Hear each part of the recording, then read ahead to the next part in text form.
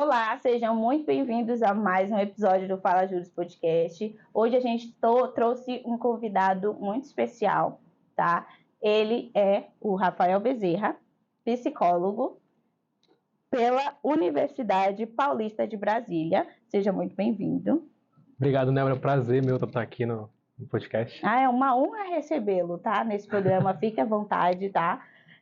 Hoje o programa é diferente, porque a gente vai falar sobre psicologia jurídica e o mundo dos animes. Sim, eu sei, vocês vão ficar um pouco o que o mundo dos animes tem a ver aqui com nesse podcast jurídico, né? Então, Exatamente. Rafael vai explicar um pouco pra gente aqui, né? Então, esperem, tá bom? E antes de mais nada, eu gostaria que você ficasse à vontade, comesse um docinho da Rô, tá? Uhum. Eu vou até abrir aqui para você. Esse doce, tá? Certo. É extremamente gostoso. Então, a Doces da Rô, ele traz aqui pra gente, ele fornece esse doce para deixar aqui a nossa conversa mais agradável, tá? Então, fique à vontade, tá? E vamos aqui conversar um pouquinho, e aí eu gostaria que você falasse um pouco, gostou de ser chamado para um podcast bem diferente, né? Do seu mundo, do mundo que você vive? Sim, de fato, é bem diferente, porque no caso, obviamente a advocacia, advogado tem a ver com psicologia também, né? Tipo, é uma coisa bem interligada, vocês precisam também, vocês usam bastante a mente, não? Exatamente. Não tem jeito, né? Mas agora a gente precisa contextualizar o porquê o mundo dos animes aqui no Fala Juros Podcast, tá? Então conta pra gente como surgiu o que acontece. Na verdade, ele tem um canal, né? Psicologia dos Animes, Sim. É isso. E aí ele faz uma mistura, né? E esclarece algumas questões de algumas cenas de episódios de animes, né? E aí você dá uma contextualizada, entende um pouco das questões de psicologia, né? Sim, relacionando com as cenas e os personagens, né? Sim, de fato. Então eu gostaria que você explicasse um pouco para a gente sobre essa ideia, quando você criou esse canal, como que foi isso, qual é o objetivo principal por trás, né, desse lindo projeto que você tem. Obrigado. Então, o canal surge em 2020, né, justamente na época da pandemia. O objetivo era o seguinte, porque eu sempre, desde a adolescência, eu gosto bastante de animes. E após me tornar psicólogo, né, e ver que os animes têm uma profundidade, né, então não é apenas uma história para crianças ou algo assim, eles têm uma profundidade, então eu meio que tive vontade de relacionar uma coisa com a outra, porque de fato tem uma relação. Por quê? Os animes, existem animes para várias faixas etárias, né, então desde criança para a gente mais adulto, né, e eles trazem uma profundidade muito grande que outras histórias, por exemplo, acabam não trazendo. Então, e o motivo principal mesmo era que eu queria atingir um público diferente.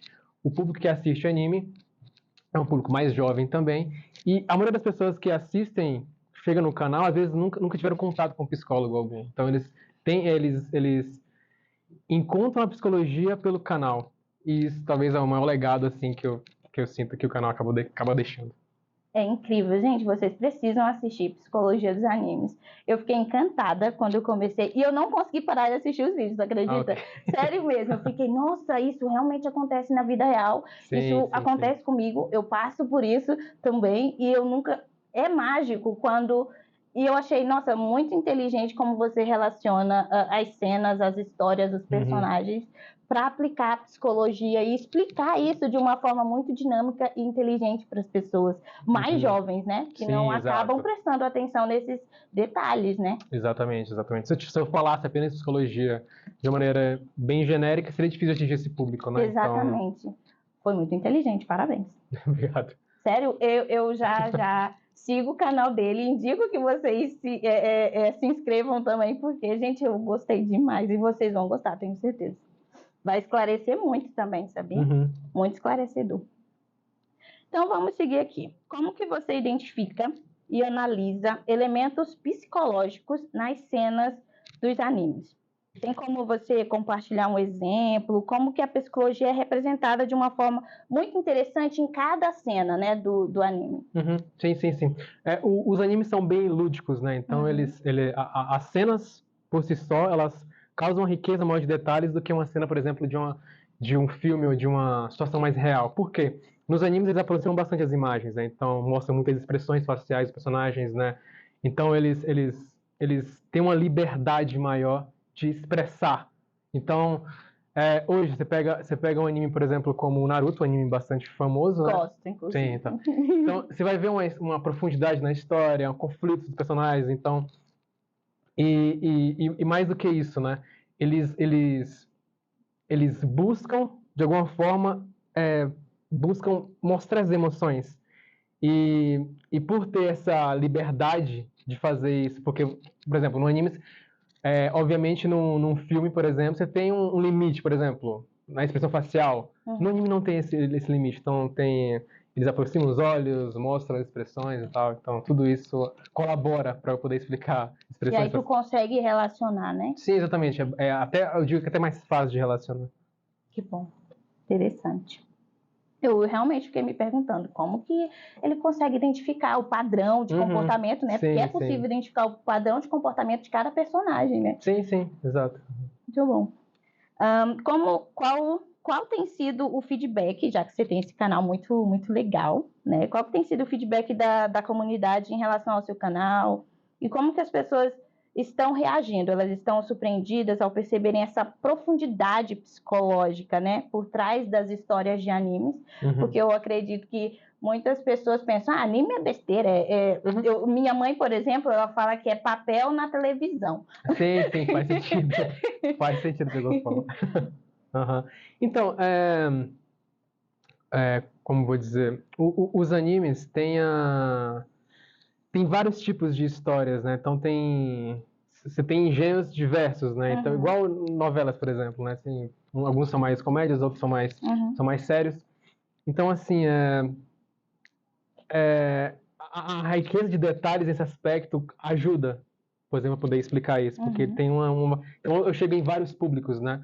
E tem a questão da identificação também, as pessoas geralmente se identificam com os personagens, né? Então, poxa, eu passei por uma situação parecida com esse personagem, e o Rafael me explicou dessa forma. Então, as pessoas, elas reagiram bem ao canal por isso, porque eles sentiram uma identificação, e uma das melhores maneiras de você passar uma mensagem para as pessoas se identificando com aquela história, com aquele contexto.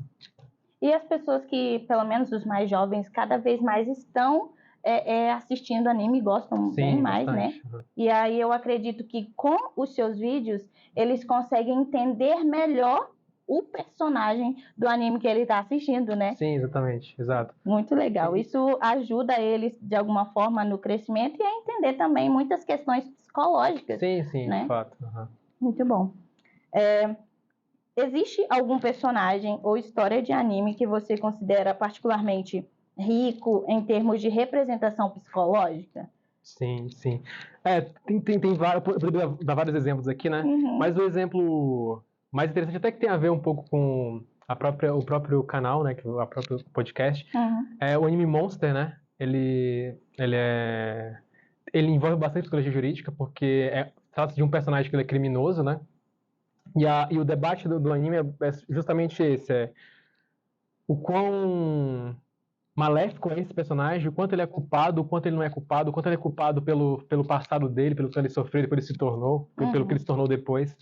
Então, esse anime é bem interessante na questão psicológica, inclusive eu recomendo todos verem esse anime chamado Monster.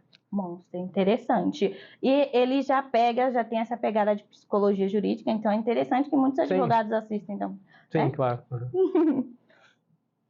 Como que os animes abordam a resiliência e como que essa abordagem pode ser aplicada aqui no mundo real? Sim. Então, os animes vêm do Japão, né? Cultura japonesa. O Japão tem uma cultura diferente do Brasil, vamos dizer assim. Não é que eles são mais resilientes, mas eles têm eles gostam mais de responsabilizar a si mesmos pelas coisas. Então eles colocam... E essa cultura é mostrada nos animes. Então você vai ver personagens de animes muito resilientes, dando exemplo de novo do Naruto. É um personagem que ele sofre bastante na infância, e ele, apesar de todo o sofrimento, ele se crescer sozinho, sofrer, ele não desiste do sonho dele. É bem persistente, né? Sim, exatamente. E vão ser vários animes com essa temática. O protagonista geralmente é muito resiliente, ele tem um objetivo, ele vai até o fim desse objetivo, ele não desiste. E geralmente quem assiste os animes, né, quando eu cito algum vídeo de algum personagem resiliente, o pessoal tende a falar, eu volto aqui várias vezes para ver esse vídeo novamente, para eu sentir motivado quando eu tô pensando em desistir de alguma coisa, de algum projeto, algo assim. Interessante. Na tua visão, assim, tu acha que anime é um pouco prejudicial, dependendo do anime, né? Para crianças, por exemplo? Sim, sim. É aquela questão, né? Tem várias faixas etárias. Então, esse anime de Monster, por exemplo, é um anime Não é indicado pra... não é indicado para... Até porque uma criança dificilmente vai entender ele, porque ele é uma pegada mais profunda, né? Então, depende do anime... Só um psicólogo para entender a profundidade, tá? Então assim, depende. Então, tem faixas etárias. Então, tem animes de... Death Note é outro anime popular, né? Que ele é sobre um rapaz que ele ganha um caderno onde ele pode escrever o nome das pessoas. Quando ele escreve o nome da pessoa, a pessoa morre. Né? Então... eu acho que eu assisti isso. Tu já fez um vídeo desse, né? Sim, já fiz. Já assisti esse. Exatamente. E outro anime importante para a questão jurídica, né? Porque o personagem, ele mata criminosos, né? No caderno. Então, fica sempre o dilema, né? Se ele tá fazendo certo ou não. Ele fazendo a justiça... Logo de cara consegue identificar quem que é o assassino? Então, a polícia fica tentando identificar ele, mas não consegue porque é muito difícil. Eles têm tentando... Quem é que tá matando as pessoas? Não dá pra saber o que ele escreve no caderno, né? Então, ele deixa poucas pistas. Como na psicologia jurídica é possível identificar isso? Assim, alguns traços de personalidade ou comportamentos que indiquem que ele possa ser o assassino? Sim. Dá. Tem uma parte da psicologia, né, que trabalha com investigação criminal. Então, de certa forma, sim. Tá. Como que você vê a integração da psicologia nos contextos jurídicos, especificamente no suporte a vítimas e testemunhas, né? Sim. A psicologia jurídica, ela é bastante ampla, né? Ainda não é uma área tão abordada assim na psicologia, apesar de a gente, não é todas as faculdades que vão ter, né, essas matérias de psicologia jurídica, mas a minha, por exemplo, teve. E essa parte de apoio às vítimas e testemunhas, né, principalmente, é uma das partes mais importantes, porque quando a gente fala de vítimas, na questão jurídica, a gente fala de, às vezes, famílias em situações vulneráveis, né? Então, pessoas que não têm, por exemplo, condições de pagar um psicólogo ou um tratamento com um psiquiatra ou algo assim. Então, tanto que existem vários, o CAPS, né? O CAPS, existem vários centros de... Então, a psicologia nesse aspecto é extremamente importante, né? Você já atuou em algum caso parecido? Sim. Em estágio na faculdade, na época, né? Inclusive, uma das coisas que eu escolhi foi psicologia jurídica, na época, inclusive. Legal. Eu atendi, um caso que me marcou bastante foi de alienação parental, né? Que é uma coisa extremamente frequente, né? Exatamente. Então, casos assim em que os pais meio que esquecem a função de pai e mãe, acabam focando apenas na resolução de conflito entre os dois, né? Esquecem do que é realmente importante, que é a criança. Exatamente. E a criança fica no meio desse conflito, né? Tanto que a gente vê crianças, às vezes, amadurecendo, entre aspas, muito cedo por causa disso, né? Às vezes a criança tem que fazer a função do pai e da mãe quando separando briga e tal. Verdade. Assim, nesse caso de alienação parental, a figura do psicólogo ele é muito importante, né? Porque vocês vão precisar trabalhar, né, o mental, o psicológico da criança e, ao mesmo tempo, vocês precisam também tentar fazer sanar esses conflitos entre o pai para que eles possam direcionar a atenção deles para a criança, né? Exatamente. É extremamente complicado, né? Sim, com certeza. Na verdade, a psicologia jurídica, ela é importante não só nesses casos de alienação parental, mas também em vários casos criminais, né? Eu acho que o psicólogo jurídico faz um trabalho específico, né? Para identificar muitas questões. Eu acho que ele é relevante até para o deslinde de alguns casos, né? Sim. Na questão também de condenação, né, de criminosos, né, tipo, laudos psicológicos, né, então atua, às vezes, na questão judicial também, né, tipo, em algumas decisões judiciais, né? Na verdade, o psicólogo, ele tem uma função, hoje em dia, muito essencial na nossa vida, né? Porque acho que a gente sempre comenta, né? Após a pandemia, esse problema de saúde, ele aumentou consideravelmente. Sim, saúde mental, exatamente. Bastante. Então, agora, gente, eu tenho um amigo psicólogo, né? Não pode atender? Não. Amigos? Não. Ai, então não vamos ser amigos. É conflito de interesse, né? Então... Não pode, né? Sim. De que maneira a psicologia pode desempenhar um papel no ambiente judicial, considerando aspectos como a avaliação de testemunhas, o apoio psicológico às partes envolvidas, né? Sim. Muito se fala na questão, o psicólogo atua bastante na questão de ressocialização, essa palavra. Então, às vezes o psicólogo é a única pessoa que determinada vai ter ali naquele momento, né? É a única pessoa que vai estar ali ouvindo, tentando entender a situação da pessoa ali que está ou cometeu um crime ou que está numa situação vulnerável ou algo assim. Então vamos dizer, ele tende a não confiar em todo mundo, né? E aí o psicólogo pode conseguir. Sim, exatamente. Então o psicólogo ali que trabalha, né, principalmente em questão de presídios, né, ele tem que ter ali vamos dizer assim, 2 vezes mais resiliência ou uma questão mais de tato, né? Para lidar com pessoas nessas situações. Entendi. Você já teve a oportunidade de aplicar a sua perspectiva psicológica na análise de algum caso jurídico ou tem alguma experiência aí significativa para compartilhar com a gente? Sim. Alienação parental, né, que era a coisa que eu mais via, né? Tinha um caso que me marcou bastante de uma mãe, né? Tipo, então eu atendi uma criança, né? E a mãe meio que se tinha separado do pai e ela meio que ela isolava a criança do pai e da família, né? E a criança era muito apegada a menina era muito apegada com o pai. E aí a mãe meio que dizia que o pai só ajudava ela, só protegia ela de forma falsa, né? E a criança aos poucos, né? Você via que a criança contava para você que ela gostava do pai, só que com o tempo tanto ela ouvia aquilo, ele ia questionando, né? A validade, tipo, será que meu pai realmente ela mesma já desconfia do real sentimento. Exatamente, exato. Então, era um caso complicado, porque eu tinha que conversar com basicamente uns 3, né? Então, era cada um tinha que me agir de uma forma diferente. Porque... E no seu pessoal, como que você reage a atender esses tipos de casos, assim? Você absorve algum tipo de emoção, sentimento relacionado a isso?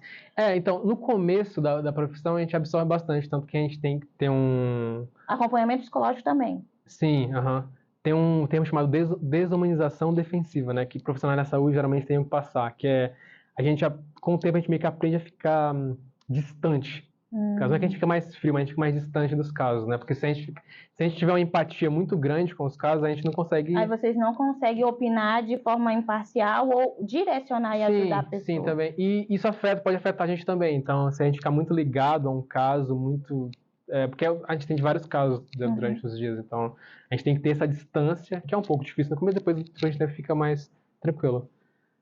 Agora você já está treinado. Não, agora é tranquilo, né? Exato, de fato. Eu vejo porque, tipo assim, se eu misturar os sentimentos, é um problema até pra pessoa, né? Porque eu não vou ter um viés, né? Um viés para algum lado, então eu tenho que criar essa barreira, vamos dizer assim. Né? Se algum amigo te abordar, assim, pedir um conselho, ou me ajuda aqui, não tô muito bem, né, e tal, como que você conversa, assim, com ele? Você de cara já diz, não posso, procura fulano de tal, já indica uma pessoa, ou você conversa com um amigo, né, e de uma forma... Então, se for apenas uma conversa normal, né, tipo... É porque quando principalmente a minha abordagem, né, eu trabalho com a terapia cognitivo-comportamental, né, que é uma terapia focada no comportamento do indivíduo e na cognição. Cognição seria pensamentos, certo? Então, nessa abordagem existem técnicas, né, então, meu objetivo, basicamente, se eu puder falar alguma forma da pessoa questionar a si mesma, algo assim, eu faço. Agora, de fato, a terapia seria interessante fazer com com outra pessoa, exatamente. Né? Entendi. Eu já estava pensando aqui, né, se eu podia pedir um conselhozinho. Pois é, né? Você já teve a oportunidade, na verdade é sobre a psicologia forense e criminal, né? Ela pode, de alguma forma, contribuir para uma compreensão mais profunda de comportamentos criminosos ou das vítimas também? Sim. Então, questão de transtornos, né? Geralmente, obviamente não todos os criminosos, mas boa parte dos criminosos tem algum tipo de...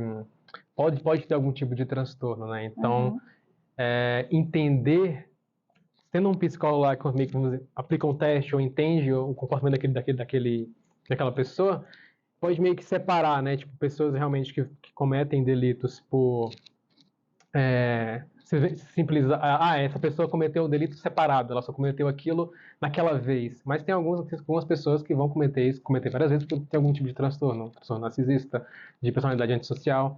Então a psicologia entra muito nesse aspecto, na questão jurídica. Entendi. Eu tenho uma pergunta sobre a personalidade narcisista, assim. Na sua opinião, como psicólogo, você vê muito isso com profissionais de algumas áreas específicas, ou melhor dizendo, dos advogados, profissionais da área do direito? Sim. Inclusive tem estudos recentes, né, que mostram que transtorno antissocial. O transtorno antissocial seria o vulgo psicopata, né? Obviamente não é daquela forma que a gente vê nos filmes ou algo assim. Mas na profissão de advogado tem bastante. É uma das profissões que tem mais porcentagem de pessoas com transtorno de personalidade antissocial por traços, né? Não necessariamente transtorno, mas traços. Por causa que... E outras profissões também, porque são profissões que, tipo assim, se você não tiver muita... O que acontece? Uma pessoa que tem transtorno de personalidade social, ela geralmente não tem muita empatia, ela não tem muita dificuldade vamos dizer assim, de quebrar regras, ou algo assim. E às vezes isso é bom para a profissão de advogado. Você tem algumas, tipo, você poder machucar as pessoas, ou algo assim, isso vai ter essa liberdade. Se preocupar mais com... Exatamente, só consigo mesmo. E meio que ser beneficiado, você pode ser beneficiado, então você tem uma... Entendi. Quais que são as características, assim, não todas, mas tem como listar umas características desse tipo de personalidade? Sim. Vamos dizer, né, falta de empatia, menor medo, por exemplo, né, geralmente pessoas com transtorno de personalidade antissocial têm uma região da amígdala, né, a amígdala é uma parte do cérebro que ela é responsável pelo medo. Geralmente pessoas que têm transtorno de personalidade antissocial têm ela menor, então a pessoa sente menos medo, então ela tem menos receio de falar coisas pesadas ou ela pode agir de forma impulsiva, pensa muito, né, tem um comportamento muito autocentrado, né, focado em si mesmo e que acaba esquecendo um pouco dos outros, né? Entendi. Ele acredita que o ego dele é um pouco mais elevado, né? Exatamente. Entendi. Então, eu identifiquei aqui, eu não tenho muito desses traços. É brincadeira. Ainda bem, né? Ainda bem. Então, como que a psicologia, ou quais que os conselhos você daria para os profissionais jurídicos sobre como integrar abordagens psicológicas nas práticas diárias, assim, né, para entender melhor os clientes, ou como chegar e abordar, dependendo do caso, né, que a gente for atender. Sim. É difícil falar em técnicas específicas, mas desenvolver empatia, principalmente, né? Eu acho que a empatia... Existem dois tipos de empatia, né? A empatia cognitiva e a emocional. A cognitiva você pode treinar ela. Então, tem gente que não tem muita empatia, você pode treinar ela e começar a se colocar mais no lugar do outro. Isso eu acho que é uma coisa importante para a questão dos clientes, né? E outra é a questão de você separar, né? Em coisas que você pode controlar e coisas que você não pode controlar. Então, o advogado tem até um limite onde ele pode ir, num caso. Tem coisas que você tem que pegar na mão de outras pessoas, não tem jeito, né?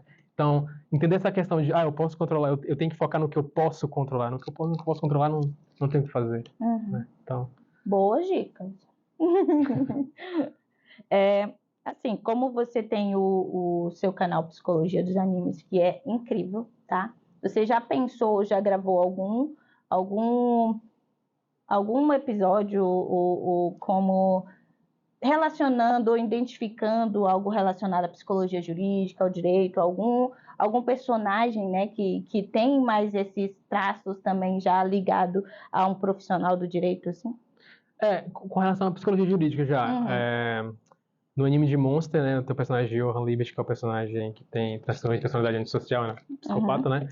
Fala um pouco sobre psicologia jurídica no vídeo e também falo no personagem Mahito de Jujutsu Kaisen, que ele é um personagem, vamos dizer assim, que ele fala sobre serial killers, né, nesse vídeo, então eu cito algumas coisas relacionadas à psicologia jurídica também. Eu vou compartilhar uma curiosidade do nosso profissional psicólogo Rafael. Ele gosta muito da Croácia, né? Sim, exato. Né? Você já foi na Croácia, né? Sim, sim. E eu gostaria de entender um pouco como que surgiu esse interesse pela Croácia, o que te despertou e fez você se apaixonar assim, por esse país. Sim, a história é bem complexa, mas começa quando eu tinha 5 anos, e aí eu vi a Croácia jogando Copa do Mundo 98, né? Foi um dos primeiros jogos de futebol que eu assisti. E eu vi a Croácia, vi a bandeira e me apaixonei pelo país. Depois disso, quando eu era pequeno, eu gostava muito de ler, né? Era muito curioso. Eu fui procurar informações do país, enciclopédias e tal, e fui me apaixonando pela história. E esse amor foi crescendo, crescendo, crescendo, até o ponto de eu chegar à internet, eu começar a encontrar outros croatas, aí começar a conversar com os croatas e tal, até eu ir para a Croácia e ver os jogadores da Croácia e tal, essas coisas. Porque você gosta muito de futebol também. Sim, exatamente. Futebol também foi a partir do futebol que você começou? Sim, também, exato. Gente, para quem não sabe, o Rafael, além do canal, ele é um apaixonado por animes, não é isso? E também apaixonado pela Croácia, né? E por que eu falei disso? Porque eu gostaria de saber, Rafael, se você vai, quando se mudar para a Croácia, se isso for acontecer, né? Você vai continuar gravando os vídeos sobre psicologia dos animes e como que vai ser isso? Vai deixar aqui o nosso país, Brasília? Sim, sim. Eu não tenho uma data específica ainda, é uma questão um pouco complexa, mas sim, eu tenho vontade de morar lá na Croácia e continuaria o canal da mesma forma. Não tem fronteiras essa relação com o canal. Você não pretende seguir outros, vai continuar também atendendo como psicólogo por lá também? Sim, exatamente. Você atende presencialmente ou só? Não, apenas online. Apenas online. Depois da pandemia, depois que foi regulamentado o atendimento via aparelhos remotos, eu Você acha melhor atender Sim, porque primeiro porque eu tenho a oportunidade de atender pessoas do mundo inteiro, né? Pessoas que jamais eu atenderia se não tivesse. Então, por exemplo, pessoas, sei lá, no São Paulo, Rio de Janeiro, no Amapá, eu tenho um paciente do Acre. Então, pessoas que eu jamais atenderia se não fosse. É até melhor, na verdade, né? Até melhor, exatamente. Exato. Que legal. Gente, eu gostei demais de recebê-lo. Nossa, Obrigado. é muito agradável conversar com você. E eu acho lindo o seu projeto, a sua ideia, como que você desenvolveu isso. Foi muito criativo, tá? E é curioso também a sua paixão, né? Uma paixão diferente. Sim, né? exato. Né? Isso é Todo muito mundo legal. diferente aqui, né? Bem diferente. Inclusive, o tema de hoje que a gente está trabalhando, né? Sim. Psicologia jurídica e o mundo dos animes, porque além de psicólogo profissional incrível, ele também é um apaixonado e muito inteligente por relacionar esses dois mundos completamente diferentes, né? Exatamente. Então, para finalizar aqui, quais são os seus planos para o futuro, para o canal da Psicologia dos Animes? E se você tem algum projeto relacionado à psicologia e o direito, né? O que você planeja explorar nesse sentido, se é que planeja? Sim. O canal ainda pretendo fazer canais relacionados a filmes, depois abrir para jogos também. Nossa, que legal. Sim. Tem um livro, né? Um livro específico que eu estou escrevendo sobre a história do canal, a história da minha vida e tal. Isso. Com relação ao direito, não necessariamente jurídica, né? Apesar de eu gostar bastante dessa área, é uma área fundamental para todo psicólogo também, mas ainda não é uma coisa que eu consigo ainda encaixar ainda na minha história de vida. Né? Entendi. Vai dar tudo certo. Vai sim, com certeza. Você indica, assim, que só para fechar, tá? Você indica, assim, que profissionais da área do direito devam ter sempre um acompanhamento psicológico para ajudar ou direcionar para um trabalho mais adequado, ou para que o profissional também fique melhor, trabalhe de uma forma mais eficiente, né? Trabalhe o seu mental, enfim. Isso pode reverberar também, né? No trabalho desempenhado com o cliente, enfim. Sim. Eu não digo que todo mundo deva fazer psicoterapia ou algo assim, mas é interessante a pessoa fazer para se entender a si mesma, né? Se você vai conseguir entender os outros se você conseguir entender a si mesmo primeiro. Então, e principalmente na área do direito, você que trabalha sabe como é isso. Se eu pegar a minha porcentagem de pacientes, programadores e profissionais do direito são os que eu mais tenho.